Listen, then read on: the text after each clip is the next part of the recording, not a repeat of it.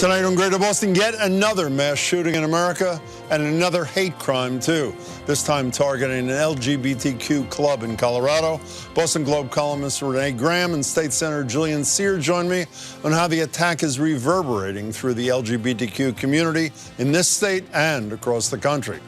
Then a look back at my conversation with two of the people behind the Emmy Award-winning FRONTLINE installation here in Boston, which offers an interactive look at 150 unsolved civil rights era murders. The man who opened fire inside an LGBTQ nightclub in Colorado Springs Saturday night, murdering 5 people, injuring more than 24 others, is now facing several counts of murder and hate crime charges. The shooting suspect, a 22-year-old man who reportedly was involved in a standoff with police last year, was taken down by 2 people inside the venue, Club Q. They reportedly wrestled away the gunman's AR-style weapon, tackled him to the ground, and pinned him down till police arrived, saving who knows how many lives in the process.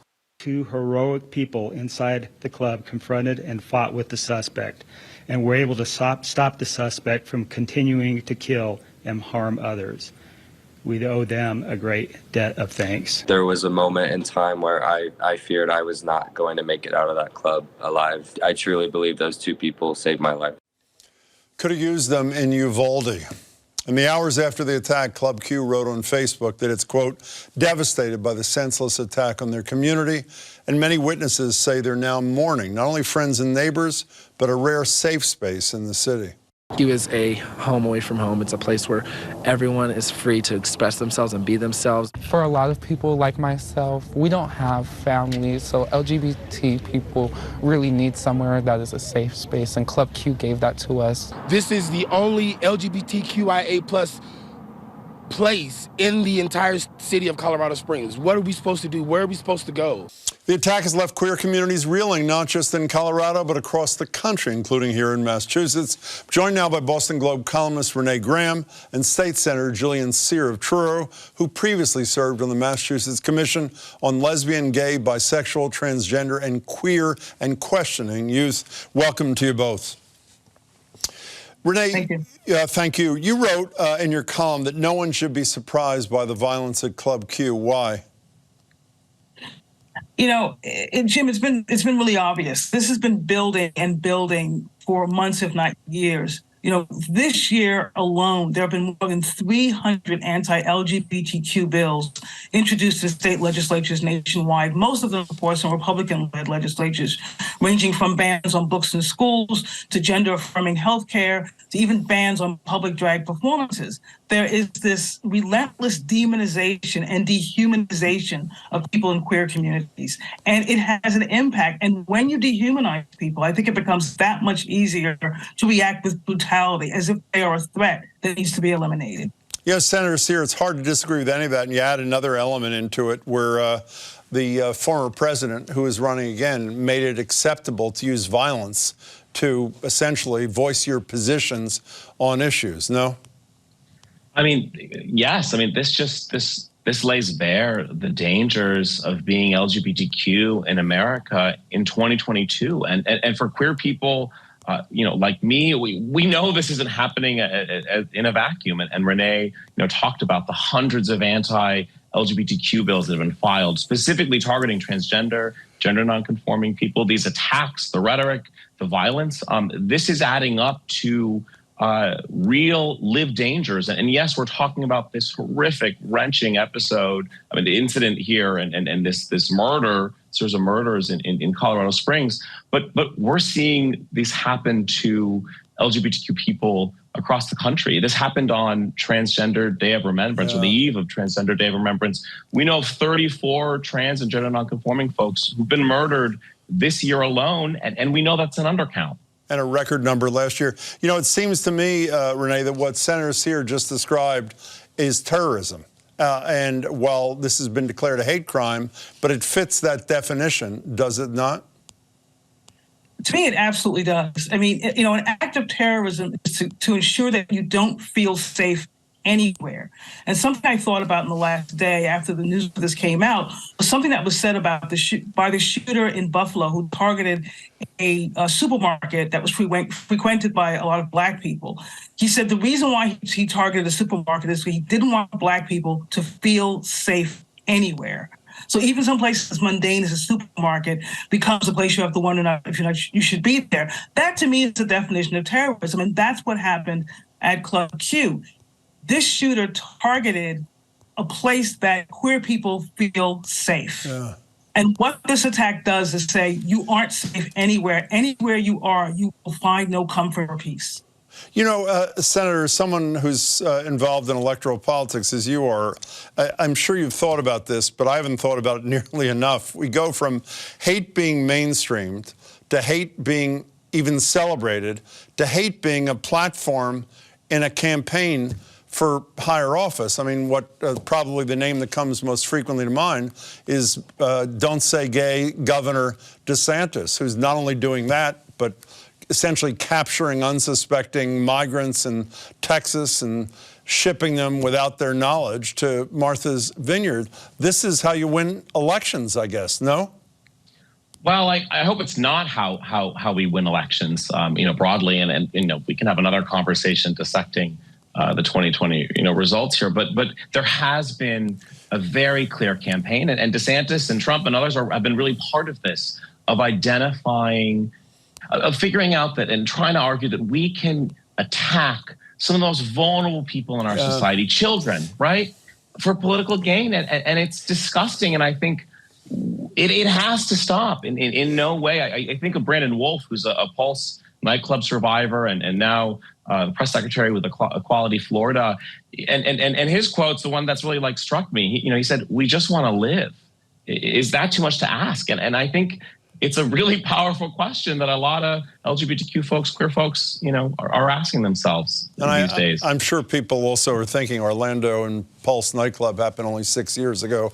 We have a little footage of people demonstrating or at least mourning outside Pulse following these shootings in Colorado Springs. It seems to me, staying in politics for a minute, Renee, hypocrisy is nothing to be ashamed of and to worry about if you're a politician. Lauren Boebert, a Colorado congresswoman who just narrowly won her re-election. Here's a tweet from her in August of last year, sending a message to all the drag queens out there: stay away from the children in Colorado's 3rd District. That was August. And then immediately after the murders the other day in Colorado Springs, here's what that same congresswoman said: "The news out of Colorado Springs, absolutely awful this morning. The victims and their families are my prayers. This lawless violence needs to end, and end quickly." And this may be unfair, but I can see her constituents nodding in agreement with the first one and then nodding in agreement with the second one. I read it almost as a troll.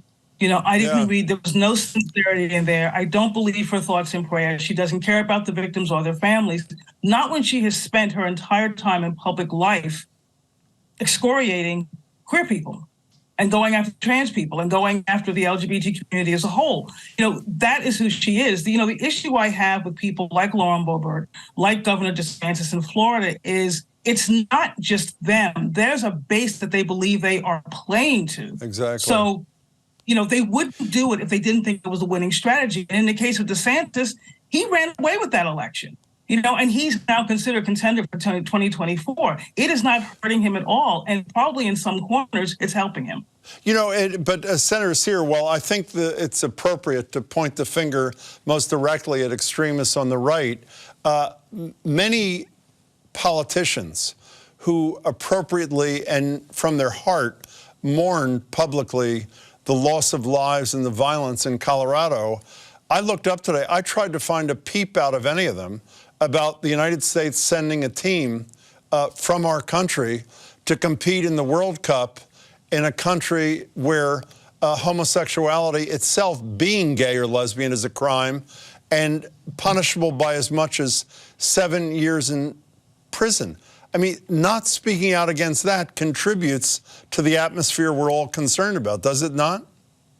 I mean, as this lays bare, we just have so much work to do. And I think in Massachusetts, I really worry that particularly on LGBTQ equity issues, we tend to sort of rest on our laurels, right? We tend to think, oh, well, we're Massachusetts. We were first in marriage. We were first in non-discrimination. And we're not really first in a lot of issues. And my colleagues and I are kind of trying to change that. I do think what I just learned, I think, first of all, it's important to name the victims, right? And then the victims we know, Daniel Ashton, a 28-year-old bartender, a transgender man, Kelly Loving, a trans woman, right? We want to name their names.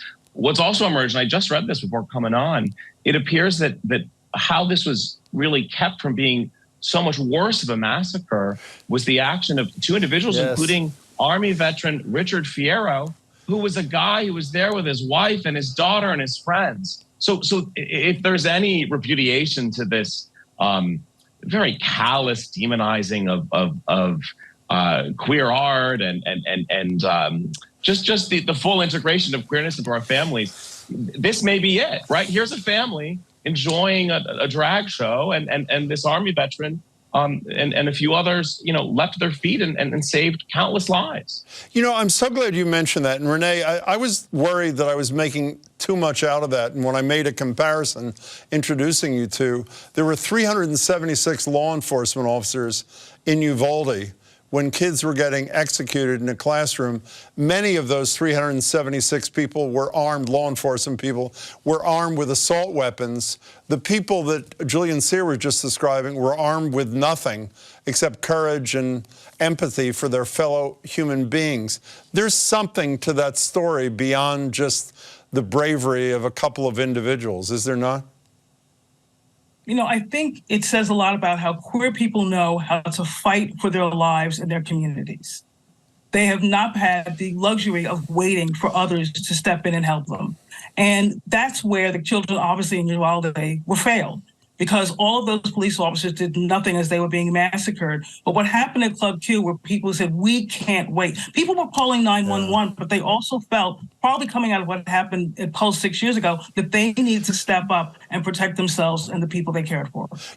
Julian Sear, I hate to try to inject a note of optimism into this horror show, but let me give it a try. It seems to me that at least there's a certain dissonance. While there is the nightmare that you've both described so well, on the flip side, 71% of the people in this country support same-sex marriage. 12 Republican senators, including some serious conservatives, joined all the Democrats voting for the Respect for Marriage Act. We have a president who never misses an opportunity to say love is love regardless of who it's between. Is it absurdly positive to believe that there is that growing thing has the potential to bury the hate that you and Renee have been describing for the last 10 minutes? Well, no, resilience is core and key to the LGBTQ experience. And if we don't, I actually am hopeful in, looking at, I look at my generation and the younger generation, our perspectives on queerness, on how folks live their lives. I think it is markedly different from most of the folks spewing this hate and this rhetoric. I can speak personally as a queer person. It feels different today, to be in shoes I never imagined that I could be in, right? Than when I first came out when I was a junior and senior in high school. And so I think resilience, right, is part of our experience. Part of why gay clubs are so vital and important, right, is having that space where, you walk into that dance club and the music, the collective energy of being with people who like you are a little different. That's always been part of our experience. And so I think resilience is important to talk about, that we're going to reject this hate, that we are making change, and we're going to keep at it despite such murderous, horrific action that we've seen, over the weekend. Renee, I only have 30 seconds left. You buying that? I'll simply say this. I am tired of resilience. I want queer rights recognized, and I want queer lives protected. On that note, Renee, it's a pleasure to see you. Senator, you as well. I really appreciate your thoughts and time. Thank you so much. Thank you. Next up, murdered more than a half century ago solely because of the color of their skin, they were almost lost to history. But now an exhibit here in Boston allows you to read their names, see their faces, and hear their stories that were unearthed as part of a 15-year investigation by the Department of Justice through the Emmett Till Unsolved Civil Rights Crime Act, which was championed by the late civil rights icon, Congressman John Lewis. Mr. Speaker, the time has come. There are hundreds, maybe even thousands of these crimes that were never brought to justice. There are murders who have walked free for decades while the families of victims cried for justice. Last year, FRONTLINE and the Civil Rights and Restorative Justice Project at Northeastern University launched a multi-platform investigative report featuring these stories. It's called Unresolved, and it went on to win an Emmy for interactive media innovation. Starting tomorrow, Unresolved will be on display at District Hall in the Seaport after moving from its previous home at Northeastern. Shortly after the exhibit was launched there, I spoke to the project's executive producers, FRONTLINE executive producer and editor-in-chief Raney Aronson-Rath, and Dawn Porter, a prolific and award-winning documentary filmmaker. Dawn, Raney, congratulations on this, and good to see you both. Thank you. Thanks for having us. I'm happy so great to be here. Thank you. Dawn, starting with you, this is not just a factual retelling of a horrible crime that was unresolved, but an effort to ensure that individuals are also unforgotten. Can you describe what people see at the installation? Yeah, you know, I think when Raney came to me with the project, and this is something that was internally developed originally at FRONTLINE, the idea was that, you know, sometimes we can get immune to stories of tragedy.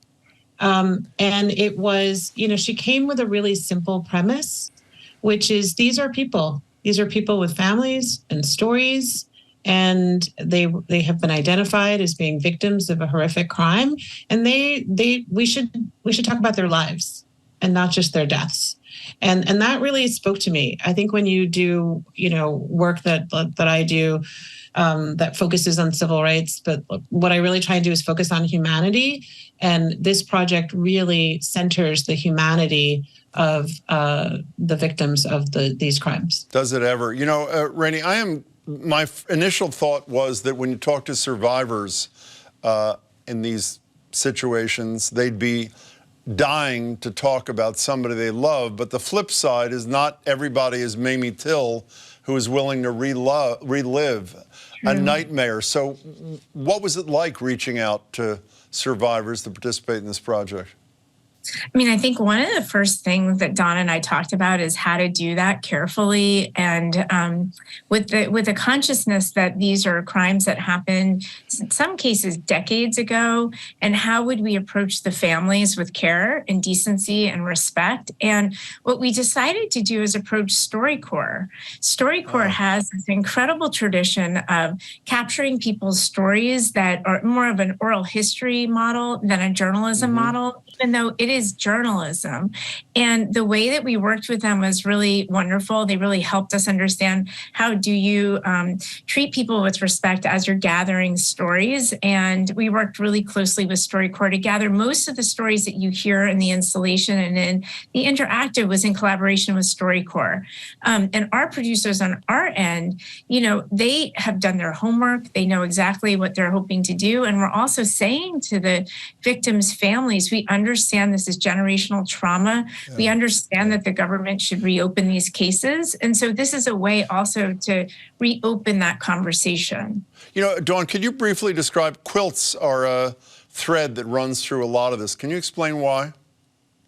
Yeah, you know, quilting has a lot of historical significance in the African-American community and really just in American folklore and history. And so Tamara, who is our creative artist, essentially used the motif of the quilt. Quilt making is part of a way to tell a story. It's a way to connect you with history and family. And really importantly, it's a way to connect you with place. And so by using the quilt motif, which you see in the beautiful, exquisitely woven panels, they're digitally woven, you kind of emphasize that there are layers to this story.